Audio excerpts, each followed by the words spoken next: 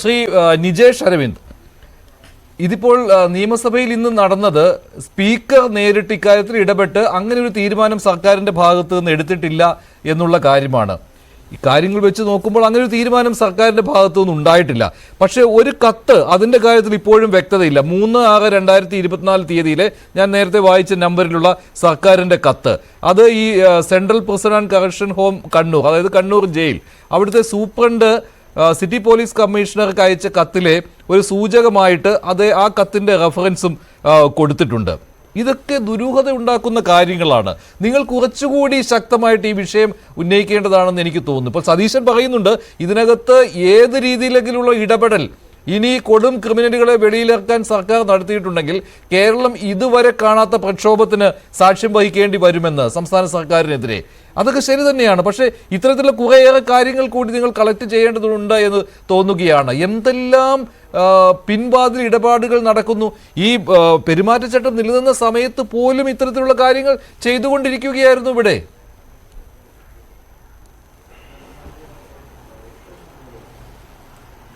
മഞ്ജുഷേ, Indian രാഷ്ട്രീയം വളരെ വല്ലാത്ത ഒരു വഴിത്തിരിവിലെത്തി നിൽക്കുന്ന കൊല്ലമാണ് 2024. നമ്മൾക്കറിയാം, 10 വർഷക്കാലത്തെ നരേന്ദ്രമോദി ഭരണകൂടം ജനാധിപത്യത്തെ ചവിട്ടി മെതിച്ച് ഇല്ലാതാക്കാൻ ശ്രമിച്ചു. അതിന് ചുവട് പിടിച്ച് കേരളത്തിലെ പിണറായി വിജയൻ ഭരണകൂടം അതേപോലെ തന്നെ ജനാധിപത്യത്തെ ഇല്ലാതാക്കാൻ ശ്രമിച്ചു. നമ്മൾക്ക് നേരെ അറിയാം, ബിൽക്കിസ് ബാനു കേസിലെ പ്രതികൾ ബലാത്സംഗം ചെയ്ത് പെഞ്ചുകുട്ടി ഉൾപ്പെടെ ചുട്ട് കൊന്ന കേസിലെ പ്രതികളെ ഇതേപോലെ കഴിഞ്ഞ ഓഗസ്റ്റ് 15 വിട്ടയക്കുന്നു. പക്ഷേ കോടതി ഇടപെട്ട് അവരെ തിരിച്ചു കയറ്റുന്നു. അവിടെ നരേന്ദ്രമോദി എന്ന് പറയുന്ന പ്രധാനമന്ത്രിയുടെ മുഖം വലിച്ചു കീറാൻ ഇന്ത്യൻ ജനാധിപത്യത്തിന് സാധിച്ചു. അതുകൊണ്ടാണ് ഗുജറാത്തിൽ പോലും കോൺഗ്രസ് തിരിച്ചു വന്നത്. സമാനമായ ഒരവസ്ഥ കേരളത്തിനകത്തുണ്ടാകുന്നു. നമ്മൾ കഴിഞ്ഞ കുറെ ദിവസമായി ചർച്ച ചെയ്തുകൊണ്ടിരിക്കുന്നത്, പ്രത്യേകിച്ചും ജൂൺ മാസം 4-ന് ശേഷം ചർച്ച ചെയ്തുകൊണ്ടിരിക്കുന്ന ഒരേ ഒരു വിഷയം CPM-ന്റെ തെറ്റുതിരുത്തലാണ്. പിണറായി വിജയൻ ചരിത്രത്തിൽ ആദ്യമായി കൊണ്ട് തിരുത്തണമെങ്കിൽ തിരുത്തും എന്ന് പറയുന്നു. ഗോവിന്ദ മാഷ് പറയുന്നു, 5 ദിവസത്തെ യോഗം കൂടുന്നു. ഇടതുപക്ഷ മനസ്സുള്ള ആളുകളൊക്കെ കാത്തിരിക്കുകയായിരുന്നു CPM-ന്റെ ഭാഗത്തൊരു തിരുത്തൽ ഉണ്ടാകും. കഴിഞ്ഞ കുറെ കൊല്ലമായി അവർ ചെയ്തുകൊണ്ടിരിക്കുന്ന, അവർ കാട്ടിക്കൂട്ടിക്കൊണ്ടിരിക്കുന്ന ഈ ഒരുപാട് ജനാധിപത്യ വിരുദ്ധമായ പ്രവർത്തനങ്ങൾക്കൊരു തിരുത്തൽ ഉണ്ടാകും എന്നൊരു പ്രതീക്ഷ കൈപ്പത്തിക്ക് വോട്ട് ചെയ്ത കമ്മ്യൂണിസ്റ്റുകാർക്കുണ്ട്. കാരണം തിരുത്തലിന് വേണ്ടിയിട്ടാണ് അവർ വോട്ട് ചെയ്തത്, തിരുത്താൻ വേണ്ടിയിട്ടാണ് അവർ വോട്ട് ചെയ്തത്. നമ്മളൊക്കെ പ്രതീക്ഷിക്കുകയും ചെയ്തു. പക്ഷെ എന്താണ്, നമ്മൾ പണ്ടപ്പോഴോ പറഞ്ഞതുപോലെ എത്ര കൊല്ലം ഓടക്കുള്ളിട്ടാലും അത് നേരെയാവില്ല എന്ന് പറഞ്ഞതുപോലെ CPM വീണ്ടും ചെയ്തുകൊണ്ടിരിക്കുന്നത് എന്താ? ഈ നിഷ്ഠൂരമായ, നേരത്തെ ഇടതുപക്ഷ സഹയാത്രികൻ പറഞ്ഞ 2-3 വാക്കുകൾ, കൊടും ക്രിമിനൽ അദ്ദേഹം പറഞ്ഞതാ, നിഷ്ഠൂരമായ കൊലപാതകം അദ്ദേഹം പറഞ്ഞതാ. ഇതൊന്നും കേരളത്തിൽ എല്ലാവർക്കും അറിയുന്ന കാര്യമാണ്. TP ചന്ദ്രശേഖരൻ വധക്കേസിലെ പ്രതികൾ, ഇപ്പൊ പ്രത്യേകിച്ചും ഈ 3 പ്രതികൾ ആരൊക്കെയാ? അണ്ണൻ സിജിത്ത് ഈ കേസിൽ 1-ാം പ്രതിയാ.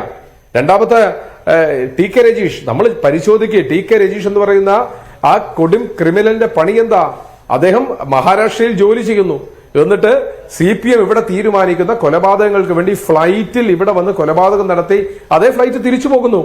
നമ്മൾക്കറിയാം, അന്നത്തെ തിരുവഞ്ചൂരിന്റെ നേതൃത്വത്തിലുള്ള ഭരണ സംവിധാനം, ഷൗക്കത്ത് അലിയെ പോലെയുള്ള, ജോസി ചെറിയാനെ പോലെയുള്ള, സന്തോഷിനെ പോലെയുള്ള വിദഗ്ധരായ പോലീസ് ഉദ്യോഗസ്ഥന്മാർ അതിസാഹസികമായി മഹാരാഷ്ട്രയിൽ നിന്നും കിലോമീറ്ററുകൾക്കപ്പുറത്തുള്ള കരിമ്പിൻ കാട്ടിൽ ഒളിച്ചിരുന്ന ഈ ചങ്ങാതിയെ പിടിച്ചു കൊണ്ടുവന്ന് നിയമത്തിന്റെ കീഴിലാക്കിയതാ. തുടർന്നോളൂ. ആർക്കും ന്യായീകരിക്കാൻ പറ്റാത്ത കാര്യമെന്നാണ് ജസ്റ്റിസ് B കെമാൽ പാഷയും ഇതിനെക്കുറിച്ച് പറയുന്നത്.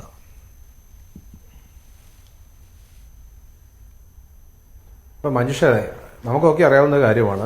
ഇപ്പൊ എല്ലാ എയർപോർട്ടിനകത്തും സ്വർണ്ണക്കടത്ത് നടക്കുന്നുണ്ട്. എല്ലാം യാഥാർത്ഥ്യമാണ്. എല്ലാ ദിവസവും കുറച്ചൊക്കെ, അല്ലെങ്കിൽ ആഴ്ചയിൽ ഒരിക്കലെങ്കിലും പിടിക്കും. പക്ഷെ സ്വർണ്ണക്കടത്ത് നിയമവിരുദ്ധമാണ്.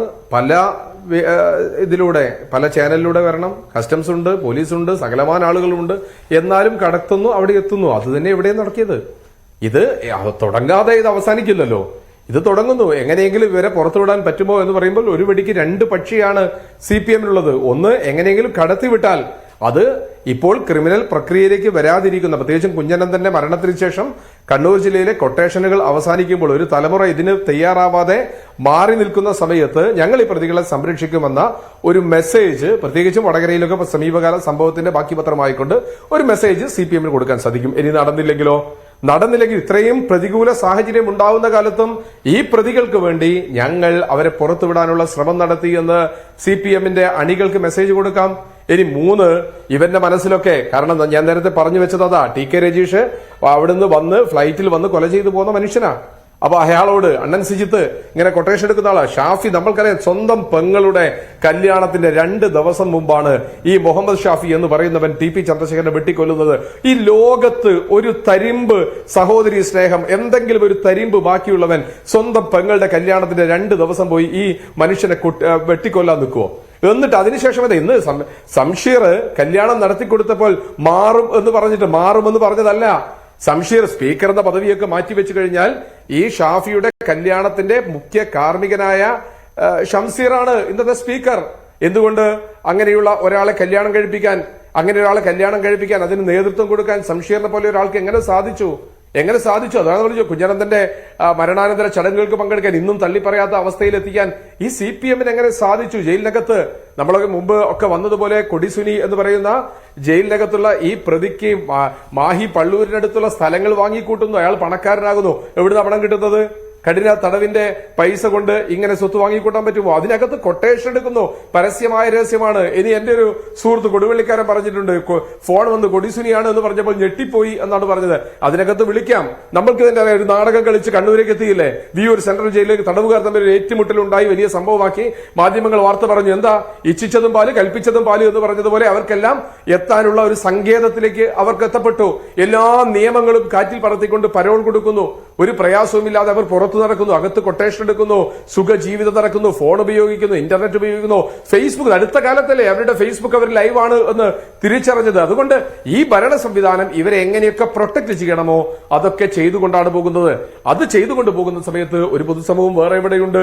അവരാണ് കമ്മ്യൂണിസ്റ്റ് പാർട്ടിക്ക് അകത്ത് നിന്നുകൊണ്ട് ഇതിനൊക്കെ എതിര് നിന്നുകൊണ്ട് വോട്ട് ചെയ്യുന്നത്. അതുകൊണ്ടാണ് പാർട്ടി ഗ്രാമങ്ങൾ കാസർഗോഡും വടകരയും കണ്ണൂരും ഉൾപ്പെടുന്ന പാർട്ടി ഗ്രാമങ്ങൾക്കകത്ത് കോൺഗ്രസിന് ബൂത്ത് ഏജന്റിനെ പോലും നിർത്താൻ ഇടമില്ലാത്തിടത്ത് കോൺഗ്രസിന്റെ ചിഹ്നത്തിലേക്ക് വോട്ട് വരുന്നത്.